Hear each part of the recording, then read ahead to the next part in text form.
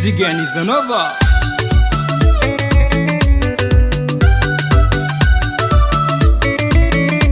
Tsy voatery raha vinivinegny na raha agnatin'ny jerinao ke tsy maintsy tanteraka fa zagnahary mandatra raha jiaby vinavinanao tianambadolo malama vinavinanao mba ho lasa milliardaire kanefa anao mbo mitady